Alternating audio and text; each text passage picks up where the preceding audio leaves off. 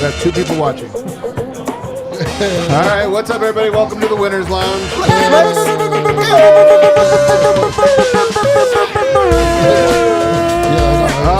Presented by Bet365. Never ordinary. Nothing about today has been ordinary for sure.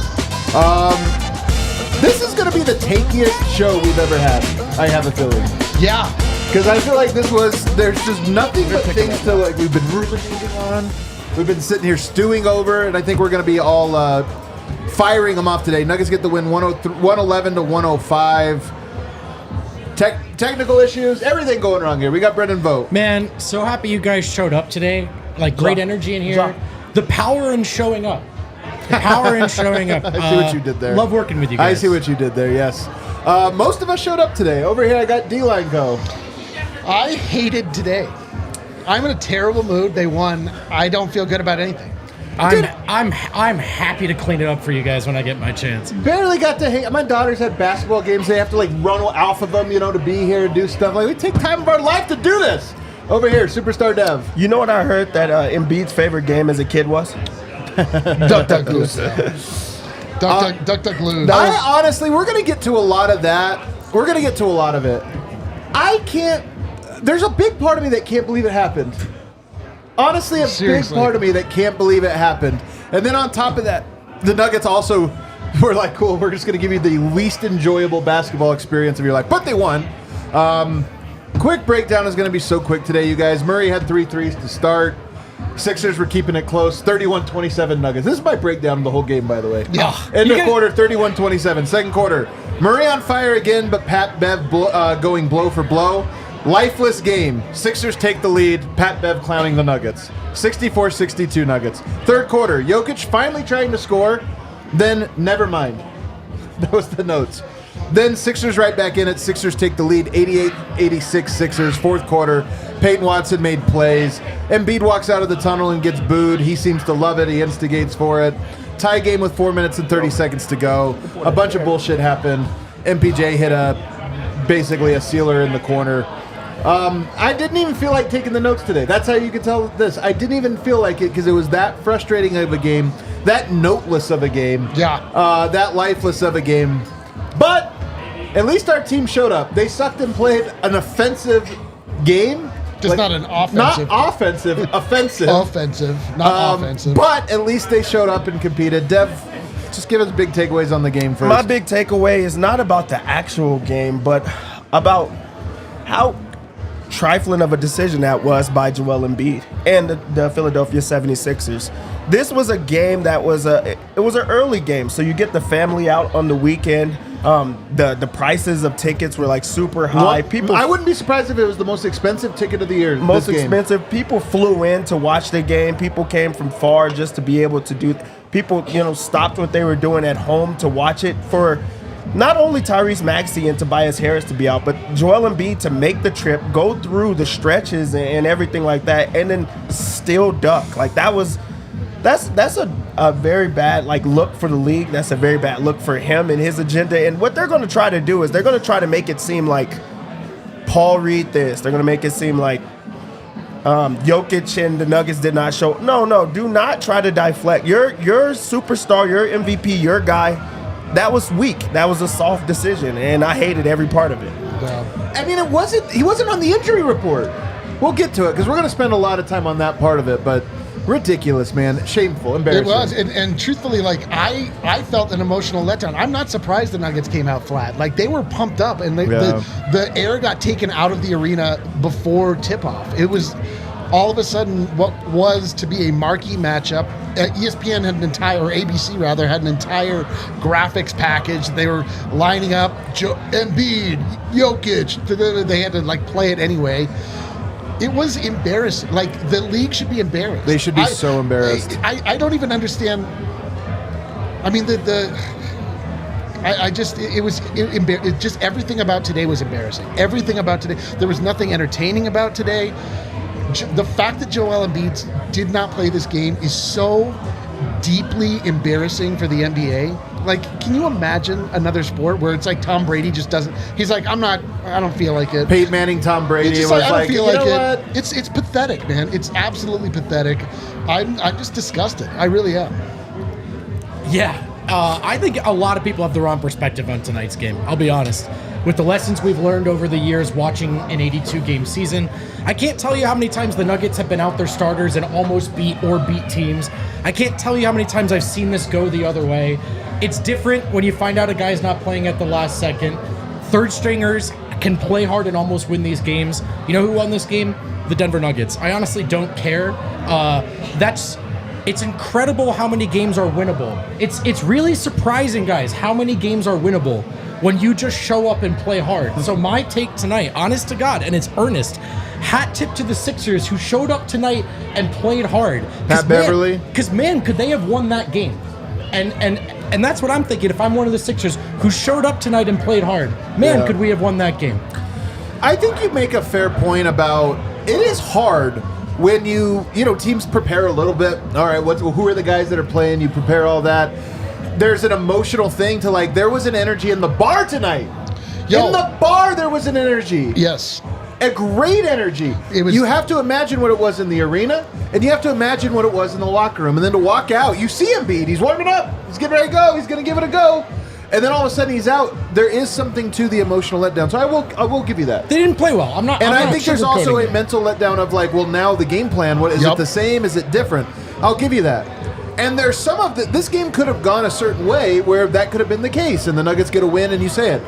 But there's also an eye test that I watched tonight. Just a general, and it matches something we've seen from Jokic in particular in throughout the years of you've got Patrick Beverly on you. Yeah. Sometimes you have Kelly Oubre on you. So and he just can't be bothered to go at it. And so for me, that's the thing about it is, Jokic does seem to make the right play and do a lot of stuff. I thought he in particular made it hard on the Nuggets tonight to run their offense because he almost seemed like he was too, above it. And again, I agree with you that there are these random nights and random gyms. And they happen. This was not a random night. The people that paid tickets for the game tonight paid a lot of money. I know because I talked to people. I know because my wife was looking at tickets. Thank God she didn't go tonight. She was going to take the girls to go watch this game. Thank God that she saved her money.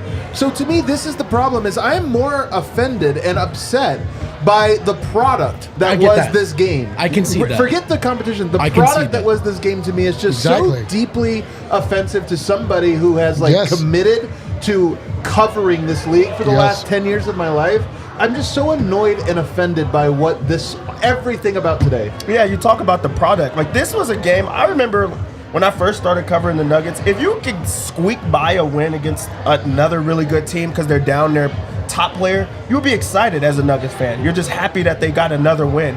But we're mad because the MVP of the league did not get to match up versus the best player in the league. That's what we're mad at. Not because they just got a win, but you wanted to see those two type of players go at each other. Like, it's real entertainment. That's what the whole value is of it. We love basketball. We want to see it in its purest form, and that's everybody showing up. If you're able to play, you should play those games. He was not on the injury report. That shows you that there really was something else to it, and I really do love the fact that other media members are talking trash about it. I hope that the league investigates and things because you need to play if you're supposed to play games. We were robbed of another opportunity in Denver, and the narrative, the stories write themselves. He's been ducking, and it's been a long time coming. Just come out and say you're not playing in Denver. He got called out, though, is the thing, man. And last year. What's that? He got called out last year for this. He got called out this year. And I honestly thought this year was different, like my dumbass. When he got called out by Coach Prime, and Coach Prime is a very important figure in the sports world. Just in the sports world. To get called out and say, I don't. And he looked Joel Embiid in the eye and said, "I don't like when I see guys ducking guys." That's the story tonight. I don't man. like seeing guys ducking guys. And Embiid's sitting there uncomfortable, kind of going like nodding his head. And I thought, certainly he's going to play hell or high water. Certainly this is one where it's this or that. And to go out there and to say like, no, thank you, I'm not doing it. He could have played tonight. This thing about like, he wasn't on the injury report. Played in. I know that people are like, well, he bumped his knees the other day. Get out of here, man. These guys in the league, and it's funny because Adam Silver, we're going to talk about that. He got re-upped today. These guys and this idea that they don't owe it to the fans to perform, to show up, and to make rivalry week a thing. I agree with that. This idea, and I think the Nuggets are complicit in this tonight again by the effort they put forward. But it's mostly Joel Embiid taking this one off to me. I was buying the Sixers. I'm not kidding. You watch the All-NBA show. I was buying them because I look at them and I go... You talk about them all the time. I've lost respect for you. I have talked about them all years. I'm like, you know what? Embiid's different. It's this year it's 70 points. It's 60 points. It's all this stuff. And then I watch a game like tonight and I go, sometimes you just have to step into the arena and lose. Down Maxey, down Tobias Harris. Guess what? Go take your licks, man. Go take your licks and be done with it. Instead, he said, no, thank you. And to me, I go, you know what? That team's not winning. I know. That's right. There are the intangible markers that you can look at for to measure the heart of a team, the heart of a player. I mean, it doesn't look at this moment like Joel Embiid has changed anything other than his point totals. Yeah. It is, man. But on the flip side, not to exonerate anybody. I mean that.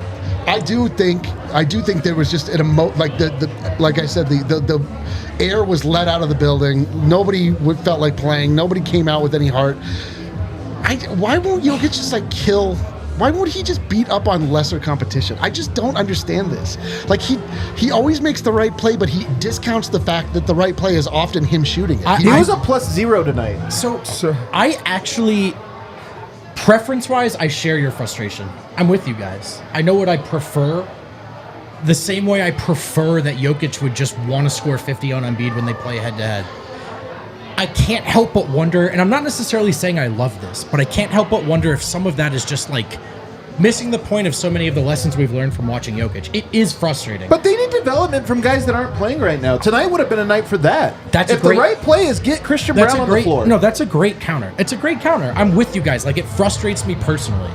I just wonder if it's part of a big picture that he's often right about and validated in, you know? The pass to Aaron Gordon tonight when he was at the rim and then somehow passes it sideways to Aaron Gordon You're right for a about lesser that one. Like, no, you're right that about is that just one. a mentality of almost. Right. To me, I felt like he was above the game tonight almost. Embiid's out of it, I'm above the game.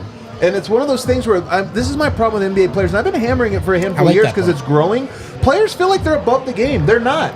For they make an enormous more money than ever, and the money is disconnected from the like contribution that it used to be. You're paid for this thing you provide to a city, you provide to families and fan bases, all this stuff. That's why you're paid. And the disconnect has happened now. It's like, no, it's not. We're paid for whatever we want. I'm above this tonight. We're just above it. It's not even about like the stat padding, because I know that there's like the argument is about stat padding. They needed him to score. They needed him to take over. They need him to take advantage of the situation. And you want to talk about respect in the game, that's making the right play every single time. If you have an advantage that you can score every single time, which we did see late and down the stretch in this game to get them over the hump, that's what you take. He can score when he wants to. Why not do more of that? I think that there is times that not even just him, but like players do feel like they're above. They're not playing as hard. They're not giving it their all, and that's messing up an opportunity to be better, to get better. And also the fans that are watching, the people that are watching, they want that. So that really has always frustrated me with Jokic. In a game like this, with as much like disadvantage, like they were small. Go score every single time. Yeah, man. Every time. You have Pat Bev on you, like just take him, put him underneath the rim, go around him, make him look silly. He just doesn't have that in him. Vogt is hyper correct in this matter, is that Jokic is obviously, he guided the Nuggets to a victory. You don't get style points. It doesn't matter, but like there are just things that are bigger than the game itself too. And it's just, you want to be given something to believe in. You just want to be able to have something that feels tangible, that like feels like you, for us specifically, feels like your time is being well spent. And on a day like today, they get the dub. You hate to sound, like ungrateful. You hate to sound like spoiled, or that we've lost the rope here. We've lost the script. But man, I wanted some entertainment, and I was just like angry the entire time. I was just like grossed out by like what I was seeing. Guys, Jokic scored 20 points in the second half tonight, and they won. So you thought he was good? No, I think the examples you pointed out, I shared your let me share it with you. Here's the problem. Here's the problem. The ring is the thing that matters most, but what we're doing is we're making everything else not matter at all. No. And that's the point, is like, this is also entertainment. I love your point that the Nuggets shared a hand in letting the fans down tonight. I think that's salient, and I agree.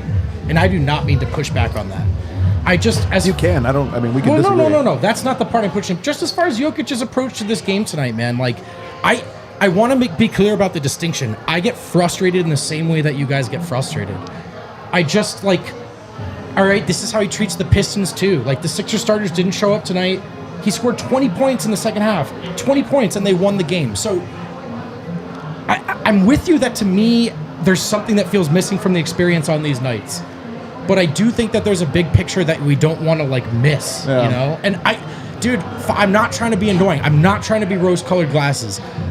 5 years into this gig, I can't tell you how many times I've seen these games where a star player doesn't go at the last second and the other team's third stringers play like it's their Super Bowl and they almost win. But tonight, Jokic didn't let them win. He scored 20 points in the second half. Yeah. I mean, especially in the clutch, in the last 4 minutes, he had a couple big boy baskets. But it was almost proof of concept of why is it that getting here? He could have done that one. I agree with you guys. But whatever, we'll flush down. I mean, we have to spend. Here's the thing: we had to spend, in my opinion, the first segment being honest about some of the things.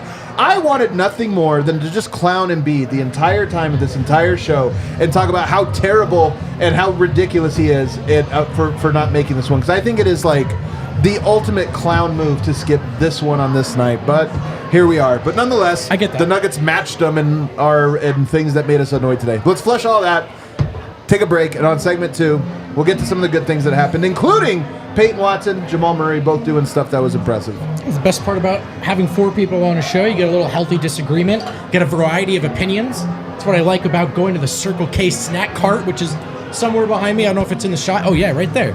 And there's also real snack carts at real Circle K's when you go. There's also memberships. I don't know if you knew this. It's easy to download. Check out the Circle K app. Find the QR code there on our screen. The first 5 fill-ups of gas are 25 cents off a gallon. That's no joke, fellas and ladies. And your first 5 Polar Pops are free. Plus, enjoy every 6th free on several items such as pizza, roller grill, dispensed beverages, donuts, and more.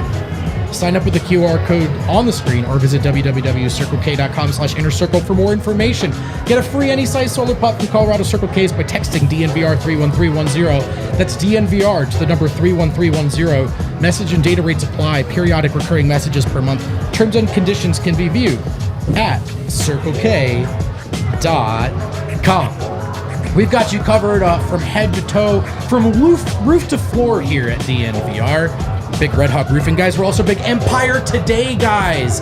The standard for getting the best flooring in your home or business. Empire Today is the best place to go for new flooring. They've got tons of copycats. Don't bother. Their advertising stuff Empire Today wouldn't even bother to carry, because they're the best of the best. They have the best products, and they want you to get them at the best prices. That's why we have one of the best deals. Schedule a free in-home estimate today, and all listeners can receive $350 off when they use promo code DNVR. To be clear, that is more than my net worth. $350 off. See empiretoday.com/DNVR for details. All right, back here, segment 2. One of the storylines coming to this game was Pat Bev saying, I'm always shutting Jamal Murray down. Right. How do you feel Murray recused himself tonight? He had 23 points, 7 assists. He started off on fire. 6 of 10 from 3. Jamal Murray really came out, it looked like he was going to make a point in the opposite direction, and then he really disappeared in the second half. By the way, Pat Bev didn't even guard him. I know. That's so crazy. And Murray was rarely on Pat Bev either. This is today's NBA. Nobody guards each other. It's so true. And honestly, Pat Bev was so comically extra for so much of that game. It was like he was talking, and everyone was like, okay, like, what are you doing? And then when they had him mic'd up and he was coaching his team, hey, man, you got to get up on him. It was like, it was also an embarrassing sight. Like, Pat Bev looked like such an idiot. Like, Pat Bev played a really good game, too. That's the thing, is that, like, he actually did put pressure on the Nuggets. He put pressure on Jamal Murray in a sense. But in the end, like, he just looked foolish. Yeah. What do you think? I think that Jamal had a good first half. Like, I really do think that he showed up, especially with the Sixers getting momentum. They were down guys and they competed hard, and it was because of, how hard they came out and played. If Jamal doesn't have that first half, then this game probably ends way worse than it did. Yeah. But Patrick Beverley did match him in every single way. Like, this was not a bad game from Pat. It was probably his best game. I know. He did play well. He played well. He was so motivated. And also, I mean, Denver does not need Patrick Beverley, but Denver needs a Patrick Beverley. They need somebody that's going to compete. He's going to play hard every single time, and is going to try to convince the other guys to play hard around him. You need somebody that's going to be a motivator in that type of way. So Patrick Beverley did his job in this game. Not really of just the getting under the skin, but he rallied the troops and had them ready.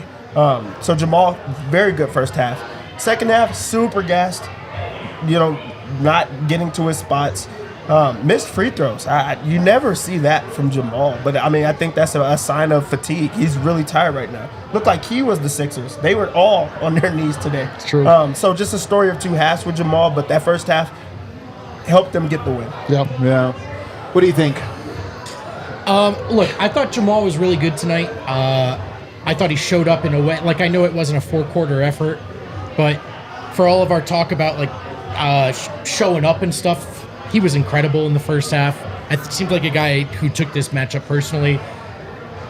Pat Bev is kind of a funny player because I think over the years he's gotten a lot of credit for who he is defensively.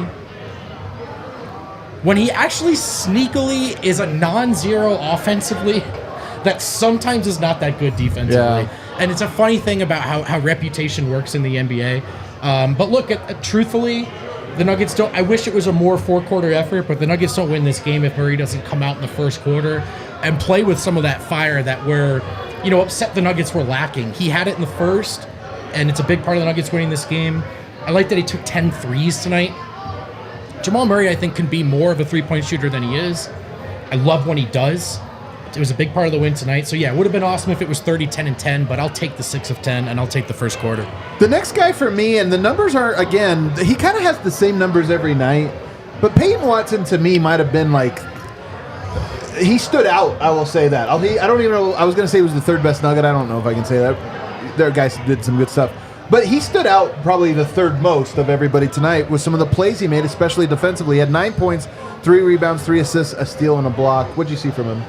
Impactful. Like, he was everywhere on defense. He really, like, made his mark in his game. It was loud. All of his plays were loud. That mid-range pull-up, he had a shot that Denver desperately needed. That's 2 mid-range pull-ups. But one of them was, like, Sixers had the lead and the momentum and everything going their way, and he knocks down the shot. He earned extra minutes. Then defensively, he's just a pest. He's everywhere that you have to account for him. Got a couple of strips. He's running the break. So, like, you have to make sure that you're paying attention to him. I also love the fact that he's just not settling for threes because they were giving him that. But you can see that game evolving. I just feel confident when he's out there. And it's not because he's scoring. He doesn't have to score. You just want him to just make plays, and he continues to do that. Yeah, it's like he's becoming like a very consistent player in that he gives consistent effort, and that's not something you can count on from any of the other Nuggets. Like some nights it's more defensive. Some nights he's knocking down threes. You don't quite know exactly what you're going to get from him, except that he's going to give you supreme effort, and he's going to, like, Peyton Watson is still very interested in making a mark on this league and making his name and improving and getting better. I'm surprised, like at how regularly those mid-range shots are going down.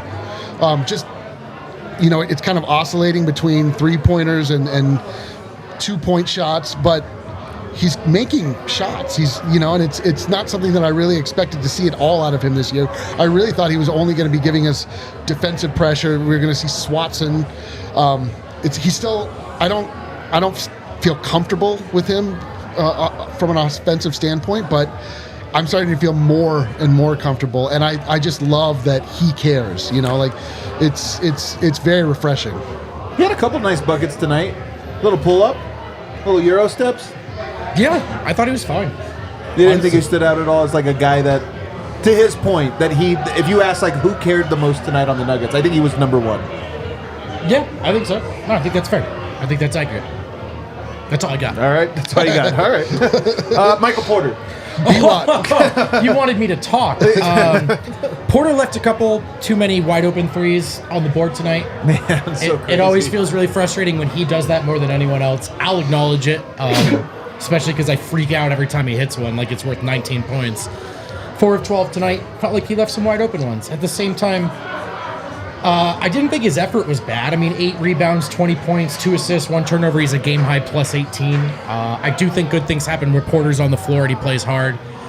I didn't think he stood out tonight as a star and an opportunity to in a game that was missing some. So if that's your perspective on Porter's game, from that perspective, it was a little disappointing. But ultimately, game-high plus 18, hit some shots, hit the big one. No complaints. Yeah, we just talked about Peyton Watson having some loud plays that, because of his impact. Michael Porter Jr. has some loud misses. He does. That, overshadowed, his game. I wouldn't even guess that he was a plus 18 in this game because it just seems like when he was out there, they were scoring every single time. And there was a lot of guys. He wasn't the only bad defender in this game. Denver's defense was horrible. I think they were very, very bad in this game. That Patrick Beverly is scoring when he wants to. There was no guy on their team that should have been scoring the way that they were. So it's not just a knock for him, but I remember those plays. I remember those misses. And that's what I just seem to be accustomed to lately when it comes to Michael Porter Jr. It does not seem like he's hitting shots. It does not seem like he's making plays or being part of the offense. There's a lot of times that he's invisible out there and then it'll be a loud miss that oh, there he goes. But, I mean, he still had 20 points in the game, 8 rebounds. So, it is still there, but you just want to see him find a rhythm, get back into being a Nuggets player, because it just doesn't seem like it's the same type of buy-in that there was last year. Man, I want to see he and Jamal take over a game. Those two really, on a night where Jokic is playing passively, making the right play, getting it to Gordon, doing all the things that, Jokic is going to do. I want those two to be as dynamic as we know that they are. And it's just both of them had great times. As Vogt points out, you cannot understate the magnitude of that big 3 that Mike knocked down at the end of the game. It was so important. They just needed one of those. There was 5 or 6 plays from the whole team, and they needed one of them, and he's the one that got it. He got it, and that it was just like a sigh of relief. It was thank you, Mike, thank you, let's go. But I don't know. I'm just very disappointed in a lot of what most of the Nuggets brought today. Well, he took the most shots tonight, 19. Yeah, and he took some ill-advised ones. This was going to be my point. Tonight is the first night of the whole year where I thought that Michael Porter took multiple shots that felt like statements. You know what I mean? And I could be wrong. I don't want to, because it hasn't happened a lot. He's getting them all. What's that? But that's what I mean is he had a couple tonight where it wasn't just rushed a shot or took one a little early. It almost felt like he was you know what? F you guys. I'm shooting this one. A little bit. And it was the first time all year. He has not done that this year. A little bit. And again, for a guy who always wished he was a little bit more involved, him leading the team in shots is probably a bit of an overcompensation. Also with game high plus 16. Well, plus 18. Yeah, I was going to say that too. I mean, we can go too far with this stuff. I mean, the Nuggets did really well when Porter was on the floor tonight. And he hit the big shot, and he tends to hit the big shots, and he was second leading team in rebounds. So it's not that he played a bad game. I honestly think so much of it with Porter is that we want him to be an elite shooter. Talent-wise, he is. When he's healthy, he has been. When he misses a wide-open 3, it just feels like a gut punch. It feels like Jokic missing a floater or not getting a rebound, right? He's on the floor to do those things. And so when he doesn't, it's easy to feel like he's been a 0. But I think that's easily overstated. I know there's a guy going crazy about what a liability he was. Again, He was a plus 18 tonight, and no player had a higher plus minus. I'm not saying he was the best player, but I'm saying we can overstate what it means for him to be missing threes. Who else do you think, if I were to throw it to somebody else, Dev, who else do you think deserves like a segment? Is there Aaron Gordon, KCP, DeAndre Jordan, Reggie Jackson, Christian Brown? Any of those guys worthy of?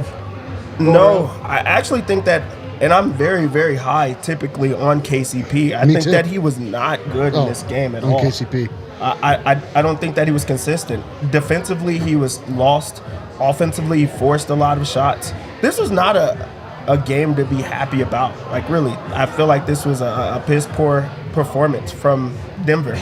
So, like, I don't want to be negative the entire time because it was a win, but I can't be happy about what I've seen from guys tonight. They're usually better than this. They are in a funk right now, and they have to get out of it. And that shows you. Like, when you're down on KCP, that shows how uncharacteristic this type of performance was because he's just so consistent, so good. I know. I just broke through. I'm not mad anymore. It just sucks because there were none of this. The Sixers didn't have any of their starters. I know. Like, we should have. Thank Kelly Oubre. We should have mopped the floor with the squad or whatever.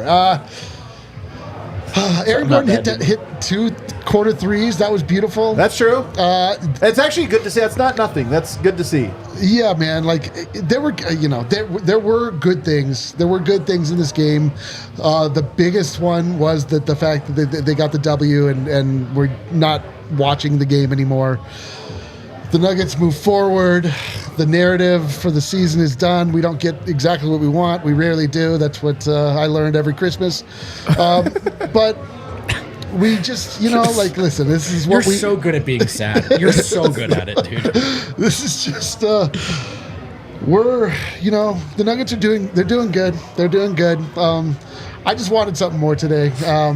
But fuck it, we ball, right? All right, let's take a break. On the other side, I have some other notes around the association, including, you guys see Embiid's 70-piece?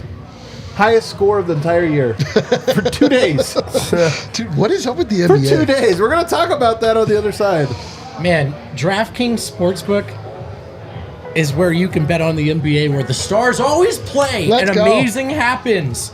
The NBA season is in full swing, and when I can't get enough of the action on the court, I sit out like Embiid. Just kidding. I spice things up by betting on DraftKings Sportsbook, an official sports betting partner of the NBA. Right now, new customers can bet $5, get $200 instantly in bonus bets. That's pretty effing sweet. Download your DraftKings Sportsbook app right now with code DNVR. New customers bet just $5 on the NBA, get $200 instantly in bonus bets. And again, I want to remind you, if you bet on the Nuggets money line tonight, no juice, but you did win. If it feels like you lost, you didn't. They won the game. If you got a gambling problem, call 1-800-GAMBLER. Visit www.1800gambler.net. In New York, call 877-8-HOPE-NY or text HOPE-NY 4673-369. In Connecticut, help is available. For problem gambling, call 888-789-7777 or visit ccpg.org. Please play responsibly on behalf of Boot Hill Casino and Resort in Kansas. 21 plus age varies by jurisdiction. Void in Ontario. Bonus bets expire 168 hours after issuance. See dkng.com/basketball for eligibility and deposit restrictions, terms, and responsible gaming resources. And fellas, we need a pick of the week. I'm going to crowdsource this one. You got Chiefs at Ravens. Ravens are favored by they're minus 205, and the Lions are at the Niners minus 340. Oh, man. Dev, you feel like the football guy. Help me out here. Well, just me knowing life, I would never bet against Patrick Mahomes. Yeah. That's me what knowing I'm not life. gonna do. And there's plus money. And there's plus money. So there's our just pick of wouldn't the be week. me. Oh, It wouldn't be me. no. We can't. You can't bring those five to Oh this. wait, Brisket because it's show. a Denver show. That's tough. Here's what I will say. Whatever your pick of the week is, it should be on one of these 2 football games. And you can get great bets and bonuses at DraftKings Sportsbook. Download the app now and use code DNVR. And real quick, because there's another read, High Plains Strains is making sure everyone in Colorado is connected with the dope stuff. We have great viewers and listeners all over this great state. And we want folks, even the folks in northeastern Colorado, Especially them. to have great places and great locations to buy great product. Like the 3 High Plains Strains locations in Colorado. They're in Log Lane Village, Garden City, and Sedgwick. Use code DNVR online or mention DNVR in stores. Plus, there's a full ounce for $80. That's ridiculous. My teenage self is jealous. Veritas 8ths for $25 and a Mammoth 1G cartridges for $15. Exquisite extracts 4 for $40. Here's the deal. Remember to use code DNVR online or mention DNVR in stores to take advantage of these High Plains strains deals. Hey. All right, there you go. Hey, I'm you know what- potting it. You know what did? Well, you know what was awesome is that I bet Murray over 2.5 threes, not hitting like the first minute. that was And I was pretty like, "It's a party! It's gonna be the best day of my life." And then I just sat and like frowned for 2 hours. I was so certain in that moment he was going for like I know, 50, dude. man. It was- he had the look in his eye, he had it going, and He then even just started like trash talking a little bit. That's I said, how you "Alright." know I he said, had it. "Alright." But I don't know what happened. They're tired, man. They're tired. He had tired. 2 big stints. It was like to start the first, to start the third. And then I think he probably had 20 of his 23 points in that. In the second half, he looked like he had 2 big stints in his Well, I heart. think he only made that one shot to start the third quarter. I thought And it that was 2, but maybe it was 1. I don't know. Memory's not so good. You guys see, I was watching basketball last night only because Dev texted me.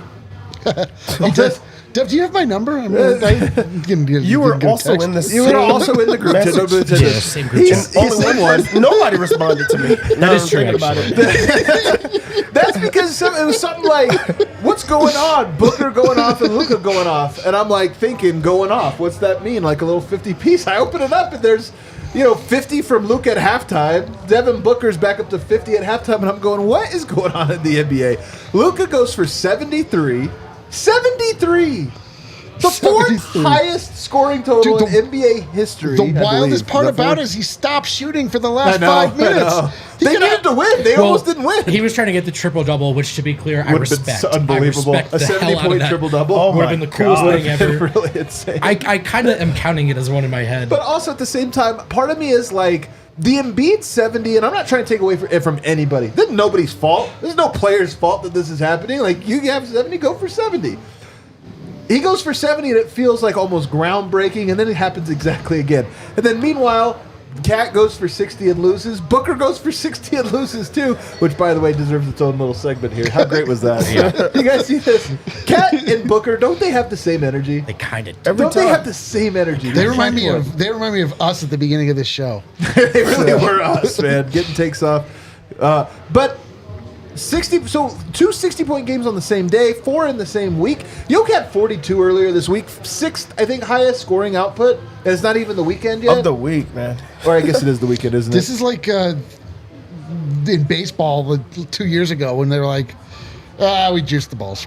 And like nobody's going to respect anything that happened during that time. Like you get 70, it should by all means, like you remember very clearly when Devin Booker scored 70 points against the Celtics many years ago. That was like, oh my gosh, you can score 70 twice in a week.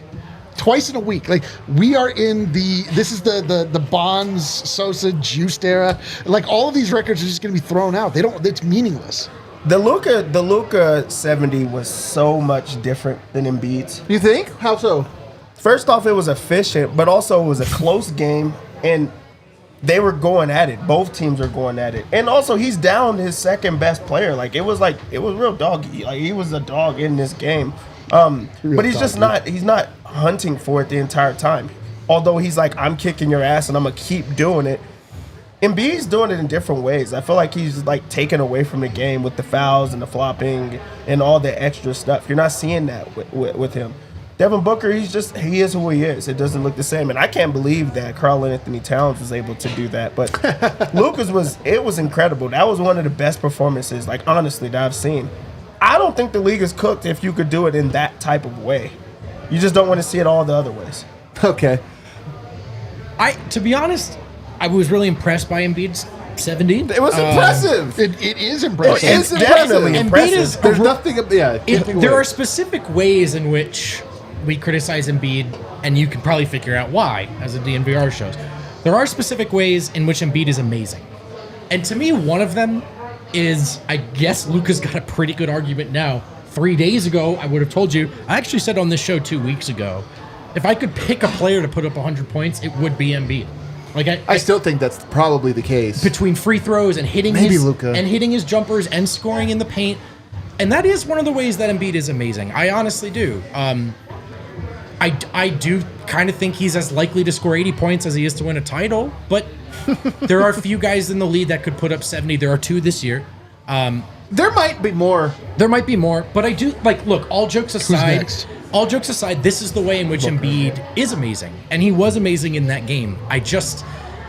Am I the world's biggest hater if tonight tells me more about him than that game? I mean, Probably, actually. I don't know though, man. I don't know. That's my question. I don't know, accept man. it He if the just answer scored is yes. 70 this week.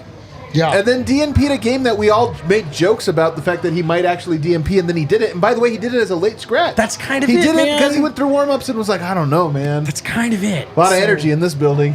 And I wanted him to play, man, but whatever. Yeah, the Booker one was actually hilarious, and we're really going to throw some shade. The Booker one, if you guys watch this game, it really did remind you of the Cat game in that they were up, he was going off, everything was easy and looking pretty. Then all of a sudden, the game got tight. Yeah, man. And Booker got a little tight. And then at the end, this is the scenario. They go down with the 5 seconds to go. They have an inbound play. I just feel like typically you go to Kevin Durant and that's because he can get a shot off no matter what. He's 7 feet tall. He can get a shot off. But it's like, yeah, but Book has 62.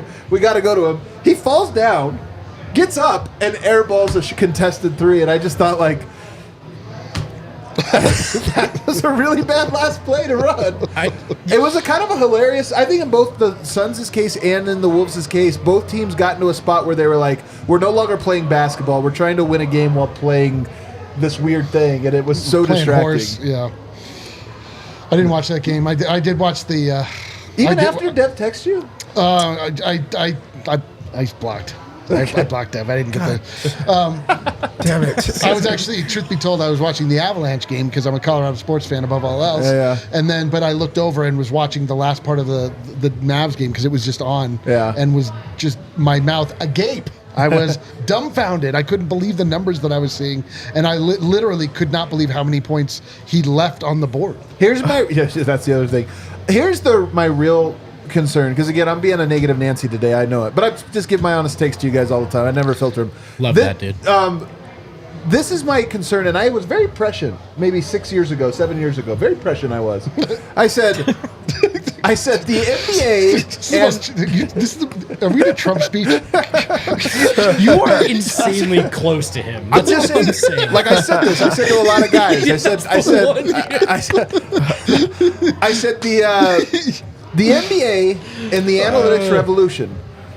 There is something about can a game be solved? Baseball got solved, and I think it sucked some of the magic of the game out of it, and it lost popularity. I like that too. The NBA has been moneyballing the game for the last decade, and why not? Because it's smart. You're not going to yell at anybody for not being smart, taking the corner threes, doing the different things that you do.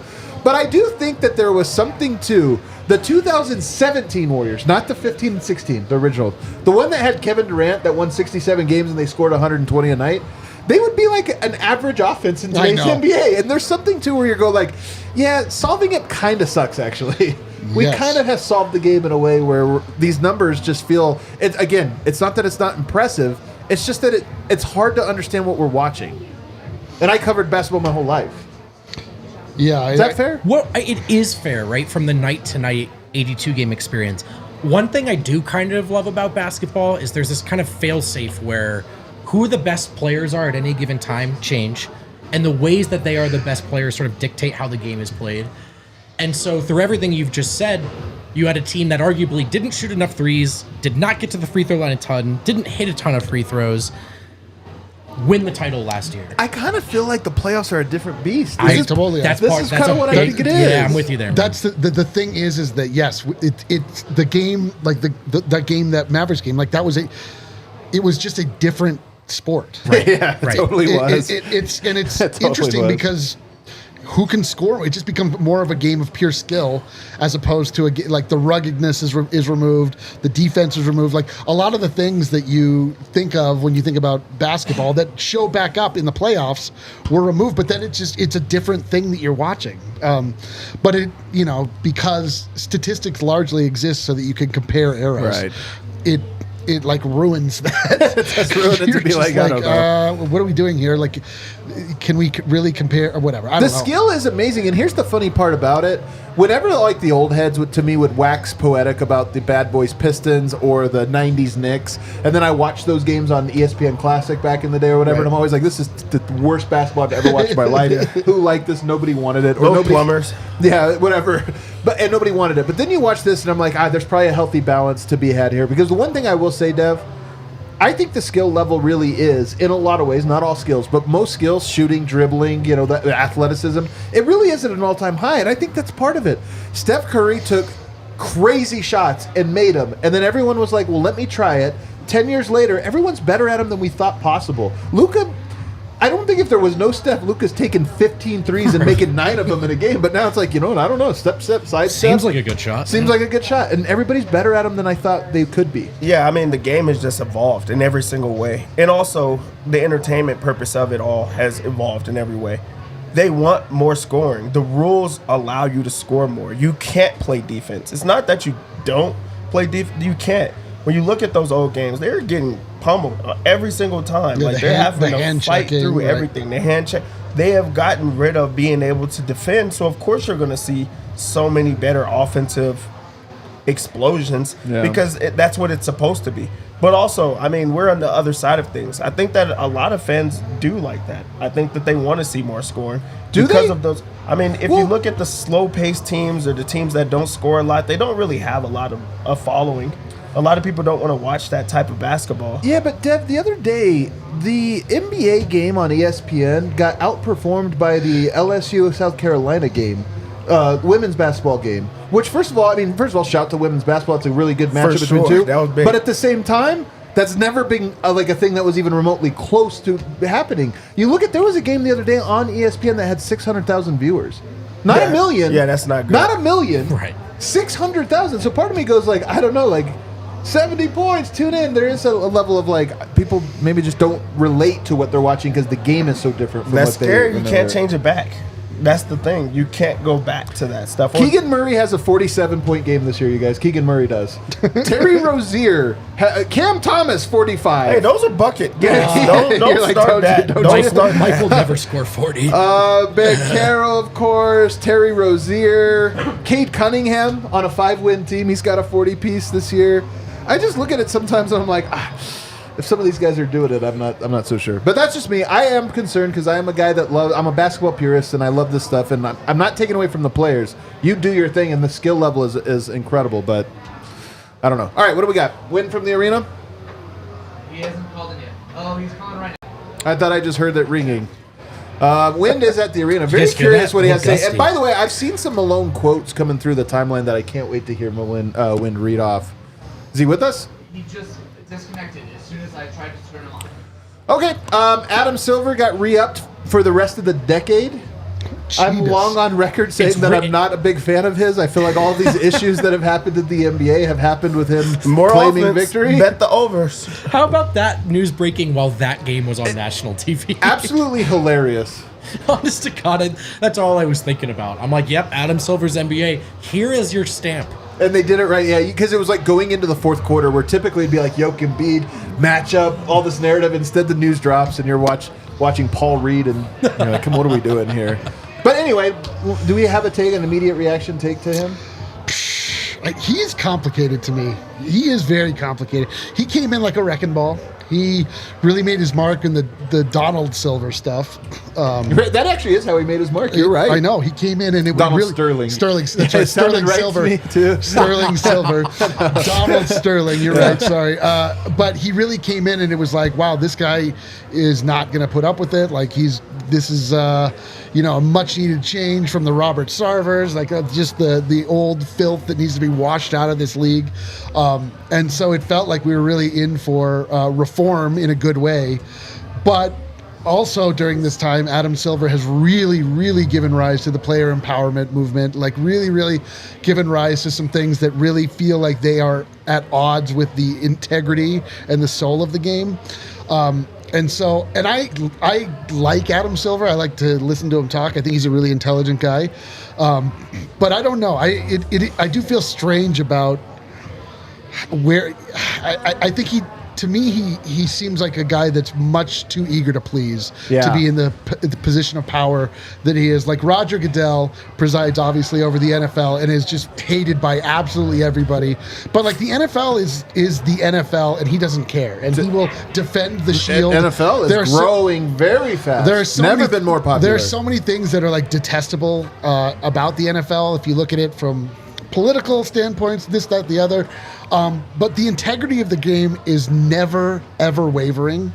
And I don't feel like that's the case with the NBA. I feel like the NBA has become softer, more malleable, and has lost its way a little bit. And a little less familiar. That's the point about the scoring, is good or bad. It's just so unfamiliar. And I also feel like the NBA does not have a great connection to its history the same way that it maybe used to. And I don't know why that is. I think there's such an eagerness to embrace modernity and like the next thing that they are willing to sort of shed the old, and I think it's to the detriment of the NBA. You have a perspective on this while we wait for wind? What feels fair to point out is that the best players have probably never been more empowered, and I don't know if that's a great thing. What I don't know, just because I'm not in the rooms, and not to say that he's above critique or that you guys are wrong. What I don't know is, if Silver did something super wrong versus just the league went in a certain direction. But I do think maybe David Stern would have resisted, I think, just the general wave we're at a bit more. But that's also I don't know either of these guys. I don't feel well equipped to critique the commissioner, but I will say you don't have to know him. He's a commissioner. He's a public figure. I just don't. I understand. I'm just saying I see his public quotes. I just think it's different. Not even quotes. You see the league that he's presiding over. And that part, there's a bottom line that I do think the ratings are suffering, depending if you're interested in that or not. But also, it just seems a little too easy for any given star to miss a game or score 70 points. Whether or not that's on the commissioner, if that's a fair critique, I don't know. But it doesn't feel, for as much talent as in the league right now, and I do think there's more talent than ever, that's probably a different sentence than this is the healthiest the league has ever been. Is he ready to come on? All right, we got Win from the arena. Let's chime him in. My goodness, the energy. I can't actually. This is going to be a huge segment. Win, I have so many questions for you today being at the arena. What an interesting game to be at. Walk us through real quick what it was like being there as word spread that Embiid was not going to play tonight.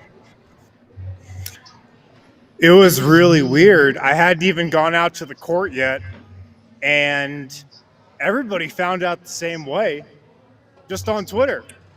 The coaches, the players found out the same way as well.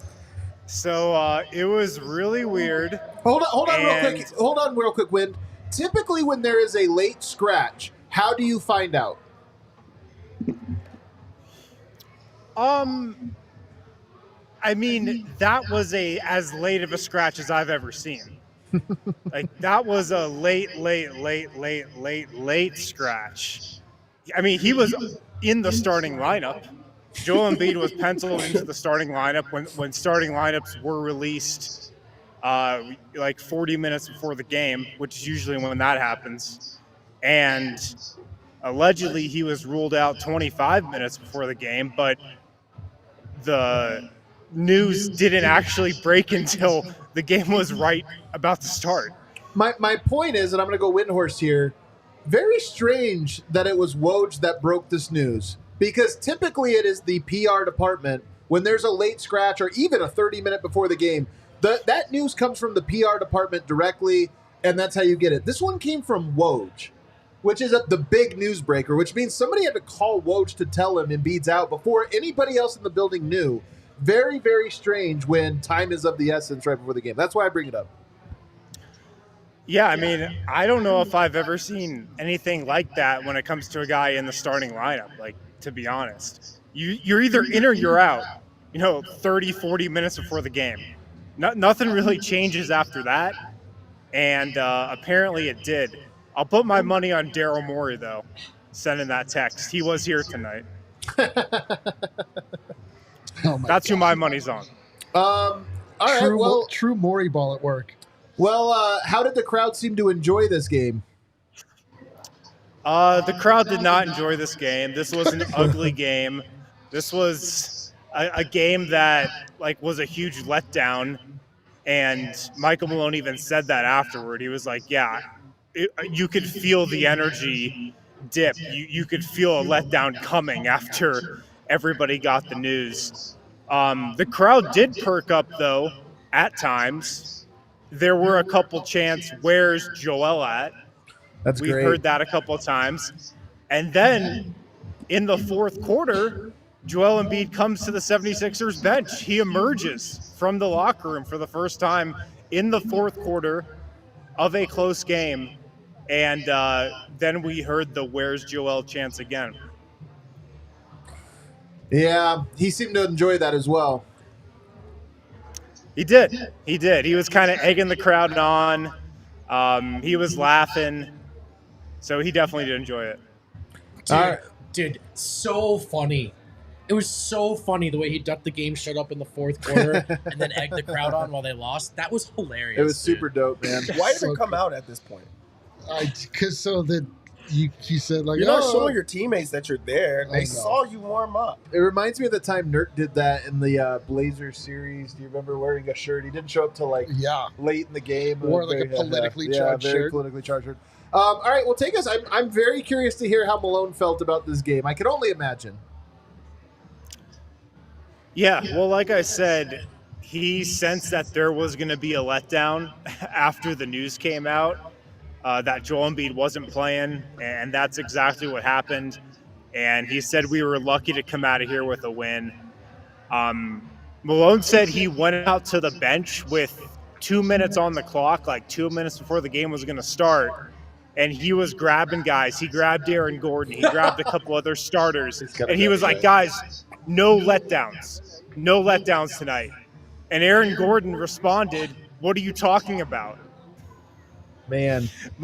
Michael Malone said Joel Embiid's not playing. So that's how Aaron Gordon found out Embiid wasn't playing tonight. You know what's funny about this is there are rules about how long before you can change things. You know, I mean, of course, if a guy gets hurt, but there are rules around this. So it's kind of funny, like, to literally not know except for right before the final buzzer before the game begins.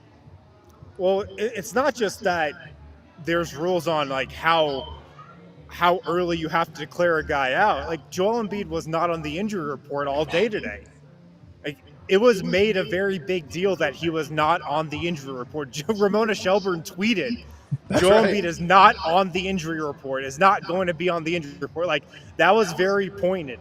Like, they made sure that was a storyline. And then from him to go to available and then out, that's against league rules. Like, he has to be on the injury report if there's a chance he's going to miss the game. And because of that, Michael Malone said he anticipates the league will look into that and investigate Joel Embiid not playing tonight. Because he said, I don't know how you go from being active, available to out. I'm sure the league will do their due diligence because that's frowned upon. He said, no, previously when we've had a guy who might miss a game, the league says he has to be on the injury report or you're at risk of a fine. And then Malone also said, look, like, we watched 76ers Pacers 2 nights ago. He hurt his knee there, so I'm sure he's hurt, but how it was handled was wrong. Yeah. Good on Malone, man. Good on Malone for calling it out. Yeah, that is kind of wild. All right, what else? And Malone also had some good things to say about, Peyton Watson, his continued development offensively, defensively. He loves the steps he's taken. He loves the confidence that he's playing with. And, Peyton Watson was being relied upon at times, it felt like, to just generate stuff. So Malone loving what Peyton Watson is giving. And, loves his development so far.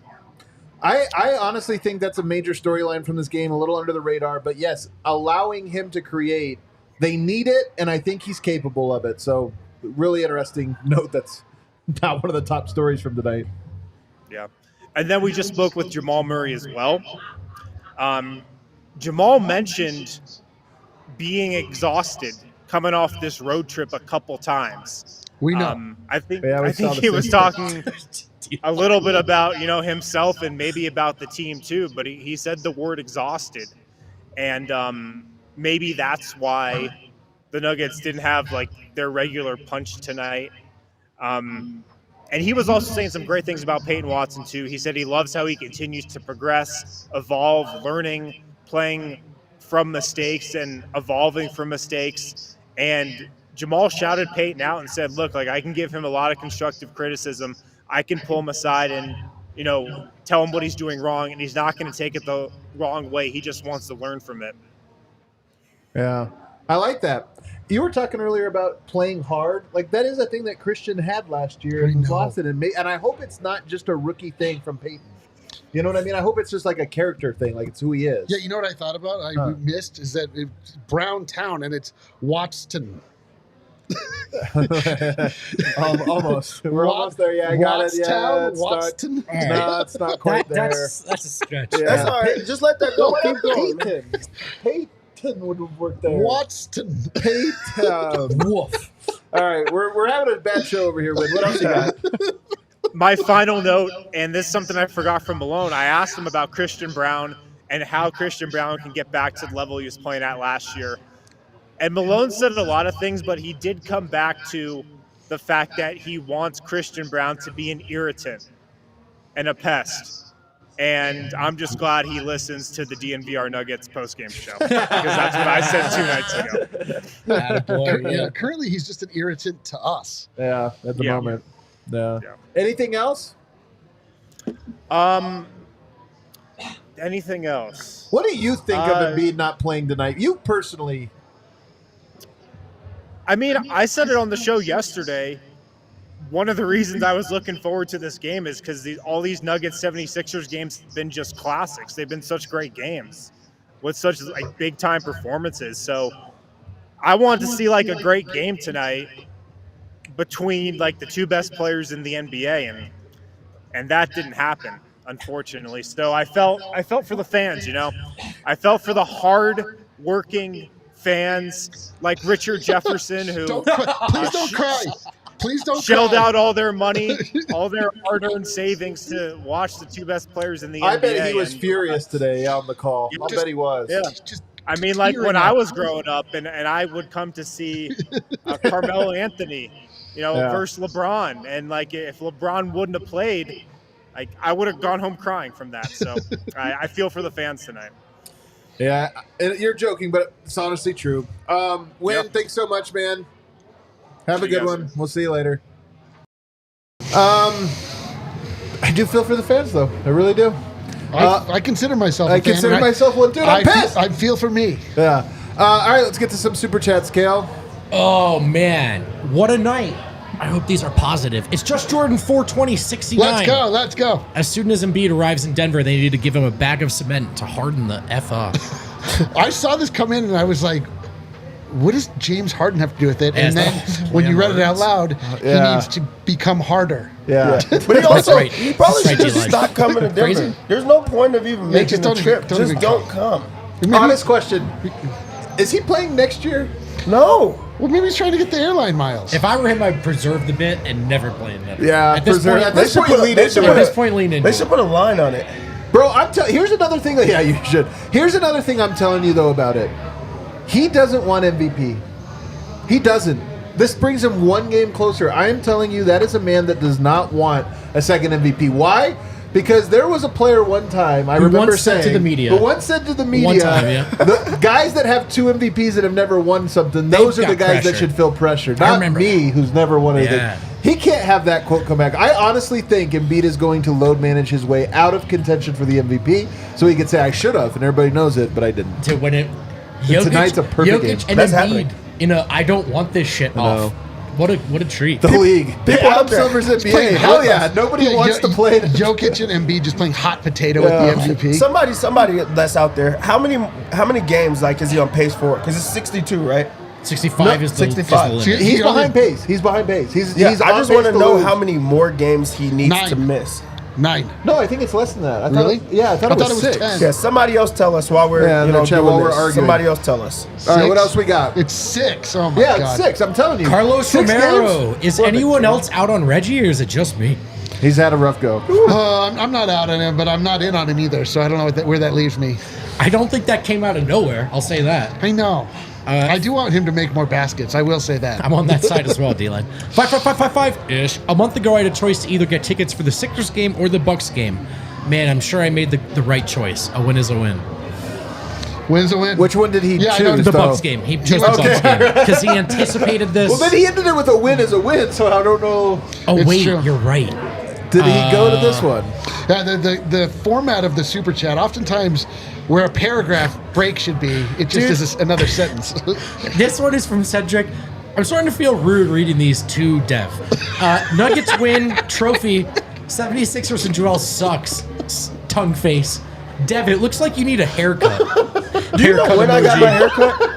I love Like your a hat, couple of D-Line. days ago. It looks pretty good over I here. got my haircut a couple of... It looks perfect. Thank you, Sad. Sad, you are my favorite person. I Here. don't Thanks, understand. It's so good because Dev has 100% approval rating Yeah, dude. outside of Cedric. So Yeah. There might be something wrong with... Thanks, Sad. Thanks, Sad. Thanks, Sad. what do we got, Kale? Ben, 1994, drove 9 hours to be at a game. Glad I'm a Nuggets fan. Man, I'm telling you, I love hearing those stories. It is crazy.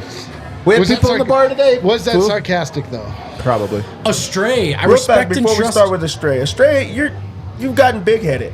You've gotten big-headed. You like that one? Yeah, there you go. I respect and trust Jokic to make the plays that need to happen. My issue is there are times we need effort from him and he doesn't provide it. Feels like something Malone needs to work on with him. I mean, again, the first half, it was like 40 points in the paint. So it wasn't, you could say he's making the right play, but also they were just scoring layups on him. They were not good. He definitely And then they was won. chilling in the first And then half. they won. He definitely was chilling in the I know, but I'm just pushing I back know. on this idea that he listen. made the right play on every single time. I'm saying you gave up that many I points. know. That there's no, the right play is never to let them score on you. Right. Like, you know, Right, what I mean? In rare moments. Hey, that's true. There are some times where the right place is get scored on. Road King Thor. Embiid is clearly a system player. If Paul Reed can drop 30 and 13. That's a good point, dude. It's a great point. God. Maybe Denver just can't guard centers. Who knows? Robert George, super chatting just to make Dev read my two first names. Great win. That's an incredible super I'm not chat. gonna lie to you, Who said that one? Robert George. I pray for you, brother. Oh, man. Elliot Baker. I started the Where's Embiid chant. The Where's Embiid I love at this one. chant. All 3 times. Well, good work, Elliot. So wait, is this Crystal Ghost? Crystal Ghost made... Okay, so Elliot Baker is His Crystal name is Ghost. Elliot. I So thought his name was Crystal. Last name That was goes. really good. That was really good. Shout out Crystal Oh, Ghost. so glad I could win. Who you was won there the because tickets. of the tickets he won from Red Hawk Roofing. Wow. Shout out Crystal Ghost. Shout out Red Wow. Hawk Roofing. What a treat. Shout wanna out talk- Elliot Smith, too. You want to talk about a kismet? The universe made sure that Elliot, Crystal, Baker, Ghost could be Yeah. there so that he could start the Where's Embiid at chant and make all things right in the universe. And Thank that's you. why you should get Red Hawk Roofing when you need a yeah, roof. yeah, for all of your roofing No needs. look yoke. Find them. Wasting the fans' money with this cowardice. Are you talking about the Nuggets or the Sixers? Oh, man. Eric, you are cooking as much as I disagree. Sam Berkelhammer. Timeout. Sam Berkelhammer. If Jamal or Jokic got the whistle that Embiid gets, they both would have a 70-piece by now. Yeah. Walter Worthy. My wife on Ubre. He just pushed that man out of the way. Why does he get to take a free throw? That was an interesting play. Yeah. Me. It's today's NBA. How is that fun to watch? Yeah. You know what was interesting, though? Because right after that play, so Kelly Oubre dunks and pushes KCP to the ground and dunks it. A very short while later, Peyton Watson on him. Just strips him. Same play. Kelly Oubre tried the same thing. Tried to push off. Peyton goes, get out Man, of here, son. Peyton was awesome tonight. He really was, We man. kind of undersold that on this show. I so. tried to. Listen, you did a great I love job. Peyton. I love I Peyton. blame myself. We can't turn on each other, all right? I think you guys did great work. No, D-line was low on him. He's the one. Ruby Madness is tearing us apart. Road King Thor scoring 40 in today's NBA would be like hitting 40 dingers in the MLB so true. with only 280-foot fences. It would be like not just beating the home run record, To be honest, but man, smashing there it. are better analogies because it's a real thing. It's when That the actually MLB did just happen. decides people get to have 70 home runs. PJ Washington scored 40 tonight. Did he? No, he didn't. Did he really? Who he played PJ for? Washington did? PJ Washington. Who he played Whoa! These are the guys that was on the show with the Embiid. Right. Yeah, let's That's go. right. Where's Did PJ Embiid? Washington really Where's score the thing 40? at? Oh, it's right there. Yeah. Here, have him pop I'll up take on. that. Have, Yeah, have hop him in, pop hop around. No, have him. I want him to do it. Come around here. Yeah, come here. No, are you Yeah. kidding? Can you have the beard? Dude, we work at a sports bar. Take your shirt, DNVR. Hey, look, you guys saw them on the Yeah. screen tonight. Look at it. He's missing. He is missing. Where's it be? Kel, can you He run that where one more has he time? been? The Where Josh- has he been, man? Can you run Josh Barnett There one more knows. time? What's up, brother? Yeah, man. Thank you. Let's go. Best sports media in Denver. Hell all yeah. time. Let's go. Let's go. Wow. Love it, man. Josh Barnett Fuck from Denver down sports. under. DNVR all the way. That sounded weird. That sounded weird. I know what you were saying. Yeah, that was cool. Josh Barnett from down under. Make basketball great again. Morris. Embiid equals a loser. Oh, That's what I sound Because like. you were I was doing doing the Trump You hands. are. I was very doing- prescient. I was very very prescient. prescient. You know what I told these guys? And I told them, and then it came true. I said it. I thought this bit was funny until you got the fake tan the other day, and I thought Yeah, you're going well, that's way just, too far. You know what? What about my hair? Eli, great meeting y'all fellows tonight. Appreciate the hospitality. Shout out, Dev. What? Whoa, dude. Cedric, Damn. exquisite. Look what Eli just said, man. We're on Balancing the the same universe page. out. Thank you, Eli. Real one. Bubbles buzzer beater. Embiid's averages in Philly last 4 games at Denver. Embiid's averages last 4 games at Denver. 0 points per game, 0 rebounds per game, 0 assists per game, 0 blocks per game, and 1 duck per One game. duck per game. So true. Related. Steve, super chat. Quack. Quack. Oh my Quack, God. quack. So Mighty Sean Ducks. Croissant. The Jokic criticisms remind me a lot of LeBron early on where fans hated on him for making the right plays when you know he can score every time. We definitely take Jokic for granted and expect the world from him. I've often said that Adam takes Jokic for granted. It's true. And I'm tired of him talking shit. We I also don't appreciate- expect the world from him. We want him to take advantage of mismatches Yeah. more often. Yeah. That's not hard. I've been on your guys' side of this fence before, so I get it. 5-5-5-5-5-ish. PJ Washington just scored 43 points. I hate this NBA now. PJ freaking Washington, 19 question marks. Who's the worst Nugget that could score 40? That like realistically, right now, could score 40. PJ Washington isn't like a loser or anything. He he's got all right. Brittany Renner pregnant. He Oh, is fine. It's Reggie Jackson. It is Reggie Jackson. Reggie Jackson could go for. He almost did, huh? In that Yeah. in the bailout. PJ Washington is not Reggie Jackson. No, but he's just saying, like, Big no, Yeah, right, there's no way. He couldn't do it. I mean, not sure you in an just ask empty what the gym. worst nugget is. Guys, Steve, super chat. The basketball gods are always watching. They're always watching. I don't think they were watching tonight. I hope they I saw think tonight's they game. did. They got turned bored. this off. They for sure Yeah. got bored I think tonight. they Their tuned biggest out. takeaway was Patrick Beverly is a dog. They got the dog at him. Jeremy J. Rock Michael. I'm watching Howard the Duck tonight. Soft quack. Do you guys know what Do you know what Howard the Duck is? No. Howard the Duck was one of the biggest flops in movie history. It's a movie where it's a duck. It start. was. Do you it's know just what like, it's about? he's like a detective. I mean, it was like one of the most widely panned, like one of the most famous flops of all time. Yeah, Howard everybody the knows Duck. this. Everybody knows this. And one last in at one, the buzzer. Tiemann. At least we know our MVP will show up when it matters. And that's true. He took a finger to the eye a few days ago. He was Bro. ready to show up. And what was the difference tonight? Neither team played well. One team's best player played. You can hit the outro music. That, honest to God, just to wrap up and put a bow on this. That's one of the lamest things I've ever seen, man. It really is. This show? Embiid ducking and calling out at the very last minute. I'm telling you, even for him, to me, it feels like a new low. And I only hope that people remember it. I only hope that this is a thing that actually people talk about, and not he scores 60 against Washington this week, and everyone's like, "My God, is this the best player we've ever seen in our lives?"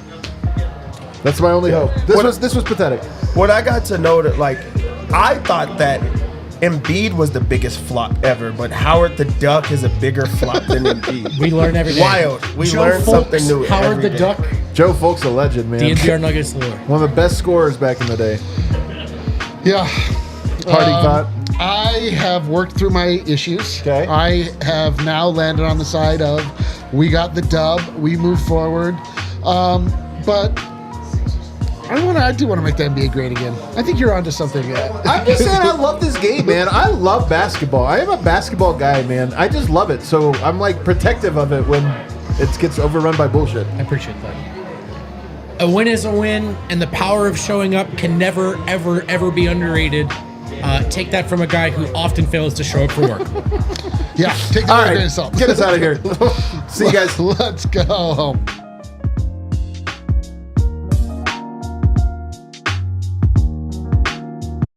We all silly like the mayor.